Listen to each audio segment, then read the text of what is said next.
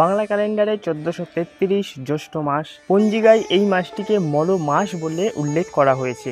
আজ আমরা জানব মল মাস কি এবং কেন 3 বছর পর পর মল মাস হয়ে থাকে। দেখুন, একটি সৌরবর্ষ হয় 365 দিনে এবং একটি চন্দ্রবর্ষ হয় 354 দিনে। এই 365 এবং 354-র মধ্যে যেই 11 দিনের সময়ের পার্থক্য, এই সময়ের পার্থক্য বজায় রাখতে প্রতি 3 বছর অন্তর বা 32 মাস 16 দিন পর একটি অধিক মাস গণনা করা হয়ে থাকে। জ্যোতিষশাস্ত্রে তাকেই মলমাস বলা হয়। সনাতন শাস্ত্র অনুযায়ী গৃহপ্রবেশ, বিবাহ, অন্নপ্রাশন, পূজা পাঠ আদির মতো কোনো মাঙ্গলিক কর্ম এই মল মাসে করবার কোনো বিধান নেই। মল মাসে যদি কোনো মাঙ্গলিক কাজ না হয়, তবে কেন আমাদের পঞ্জিকায় এই মল মাসকে যুক্ত করা হয়েছে?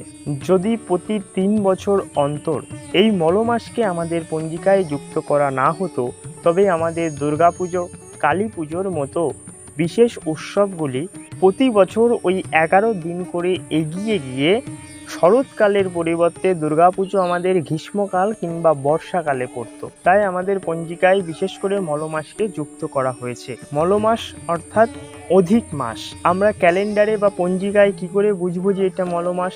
যেই মাসে দুটো অমাবস্যা কিংবা দুটো পূর্ণিমা থাকে, সেটাকেই অধিক মাস বা মলমাস হিসাবে গণনা করা হয়েছে।